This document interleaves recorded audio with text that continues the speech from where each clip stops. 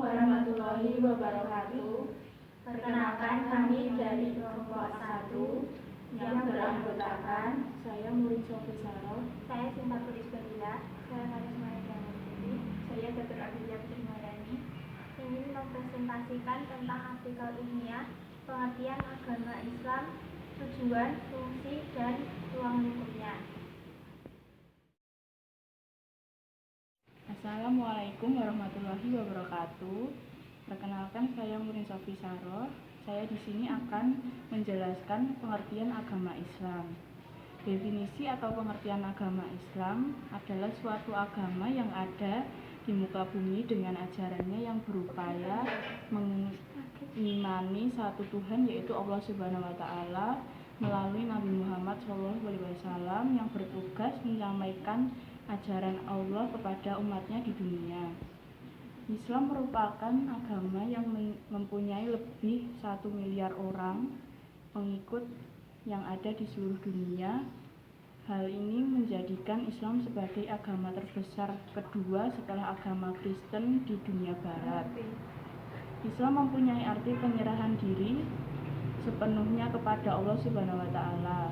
Pengikut ajaran agama Islam disebut sebagai Muslim, yang bermakna seorang yang tunduk pada Tuhan.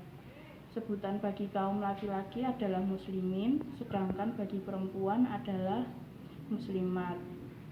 Islam mengajarkan kepada umatnya bahwa Allah Subhanahu wa Ta'ala menurunkan firman-Nya dan kalamnya kepada manusia melalui utusannya, yaitu Nabi dan Rasul, serta meyakini dengan sungguh-sungguh bahwa Nabi Muhammad SAW adalah Nabi dan sekaligus Rasul terakhir yang diutus ke dunia oleh Allah Subhanahu wa Ta'ala. Menurut kitab Arba'in An-Nawawiyah, Islam adalah bahwa tidak ada Tuhan selain Allah Subhanahu wa Ta'ala, dan Muhammad SAW itu utusan Allah Subhanahu wa Ta'ala, dan mendirikan sholat, menunaikan sholat, berpuasa di bulan suci Ramadan, dan pergi berhaji di Baitullah apabila engkau mampu untuk melakukannya. Sedangkan menurut Mahdi Fikih, Islam adalah suatu agama yang diturunkan oleh Allah Subhanahu wa Ta'ala melalui utusannya, yaitu Nabi Muhammad SAW, sebagai petunjuk bagi manusia dan kebahagiaan bagi manusia.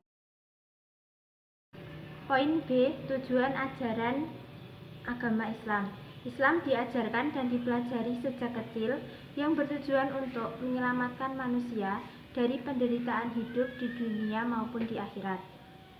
Dengan berpegang teguh pada ajaran ini, semua manusia pasti akan hidup damai dan sejahtera, karena Islam mengajarkan norma-norma hidup dan perilaku kehidupan yang baik dan jauh dari penderitaan dan kemaksiatan yang akan membawa kita pada penyiksaan di hari akhir nanti.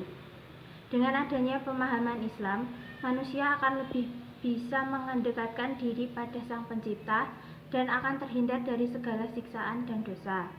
Menurut Nauhid Al-Atas menyatakan bahwa tujuan pendidikan agama Islam adalah manusia yang baik. Kemudian Marimba mengatakan tujuan pendidikan Islam adalah terciptanya orang yang berkepribadian Muslim. Sedangkan Al-Bari menghendaki tujuan atau goal akhir pendidikan Islam itu adalah terbentuknya manusia yang berakhlak mulia atau akhlakul karimah. Menurut Langlung, tujuan pendidikan adalah tujuan hidup manusia itu sendiri, sebagaimana yang tersirat dan dalam peran dan kedudukannya sebagai khalifah dan Abdullah. Oleh karena itu, menurutnya, tugas pendidikan adalah memelihara kehidupan manusia agar dapat mengemban tugas dan kedudukan tersebut. Dengan demikian, tujuan menurut Langlung adalah membentuk pribadi khalifah yang dilandasi dengan sikap ketundukan, kepatuhan, dan kepasrahan sebagai hamba. Fungsi ajaran agama Islam yaitu 1. Islam berfungsi sebagai tuntunan bagi manusia agar memiliki akhlak al-karimah, yaitu perangai yang mulia dan terpuji. Rasulullah bersabda, "Sesungguhnya saya diutus hanya untuk menyempurnakan akhlak mulia. Al-akhlak al-karimah harus kita lakukan, baik yang berhubungan dengan Allah maupun yang berhubungan dengan sesama manusia dan alam di sekeliling kita." Yang kedua, agama Islam itu berfungsi sebagai jalan untuk menggapai kemaslahatan, ketenangan, dan kedamaian, serta keselamatan baik di dunia maupun di akhirat. Tak satu pun ajaran dari agama Islam, baik perintah maupun larangan, yang bertujuan untuk menciptakan kerusakan di muka bumi atau kesengsaraan di akhirat nanti. Allah Subhanahu wa Ta'ala bersabda, "Dan janganlah kamu membuat kerusakan di muka bumi. Sesudah Allah memperbaikinya, dan berdoalah kepadanya dengan rasa takut, tidak akan diterima, dan harapan akan dikabulkan. Sesungguhnya rahmat Allah amat dekat kepada orang-orang yang berbuat baik." Quran Surat Al-A'raf ayat 56.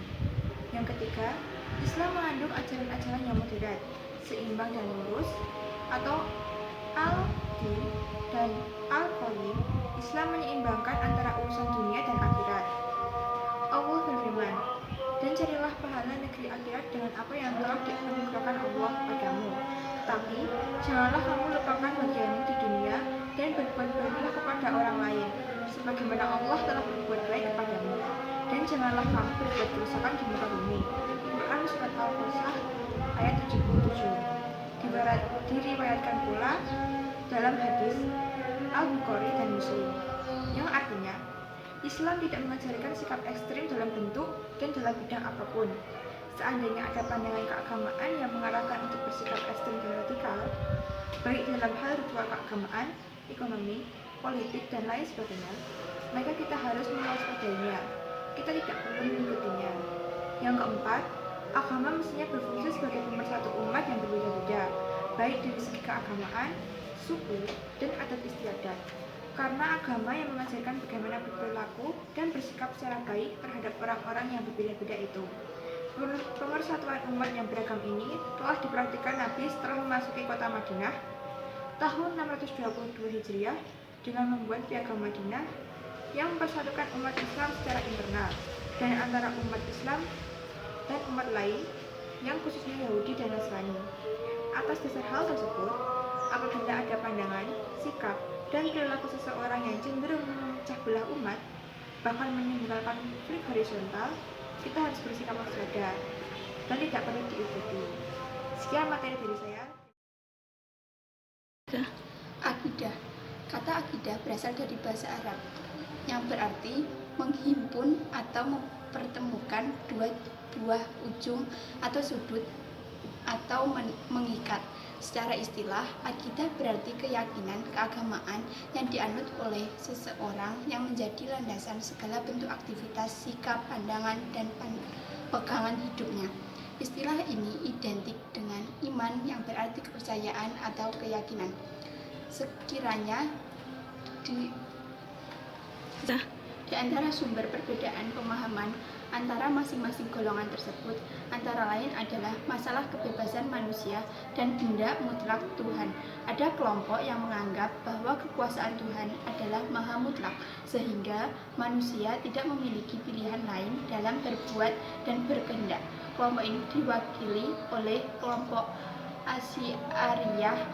Ada pula kelompok bahwa Tuhan memang maha kuasa, tetapi Tuhan menciptakan sunnahnya dan mengatur kebebasan manusia sehingga manusia memiliki alternatif dan pilihan dalam berkehendak dan berbuat sesuai dengan sunnah yang telah ditetapkan. Dengan kata lain, manusia bebas dalam berbuat dan berkehendak. Kelompok ini diwakili oleh kelompok Mu'tazilah. Ada pula kelompok yang mengambil sikap pertengahan antara kedua kelompok tersebut, namun mereka tetap meyakini bahwa Allah Maha Kuasa terhadap seluruh tindakan-tindakan dan kehendak manusia. Kelompok ini diwakili oleh Maturidiyah. Itulah sekilas tentang permasalahan akidah serta pemikiran masing-masing kelompok, di mana semua itu beranjak dari pemahaman mereka terhadap kekuasaan Allah dan kebebasan manusia.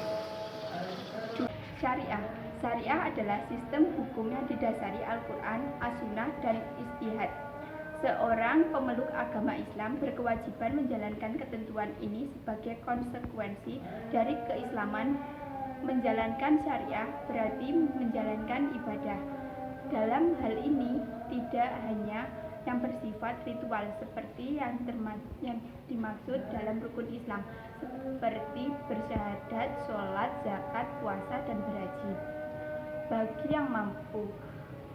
Akan tetapi juga meliputi seluruh aktivitas atau perkataan maupun perbuatan yang didasari keimanan terhadap Allah SWT. 3. Akhlak merupakan jamak dari al-khuluq yang berarti kekuatan jiwa dan perangai yang dapat diperoleh melalui pengasahan mata batin. Dari pengertian lugawi ini terlihat bahwa akhlak dapat diperoleh dengan melatih mata batin dan ruh seseorang terhadap hal yang baik-baik. Dengan demikian, dari pengertian lugawi yang bersifat bahwa pemahaman akhlak lebih menjurus ke perbuatan-perbuatan terpuji. Konsekuensinya adalah bahwa perbuatan jahat dan melenceng adalah perbuatan yang tidak berakhlak. Secara istilah, akhlak berarti tingkah laku yang lahir dari manusia dengan sengaja, tidak dibuat-buat dan tidak menjadi kebiasaan. Sedangkan Nazaruddin Rozak mengungkapkan akhlak dengan makna akhlak Islam, yaitu suatu sikap mental dan laku perbuatan yang luhur mempunyai hubungan dengan Zat yang Maha Kuasa.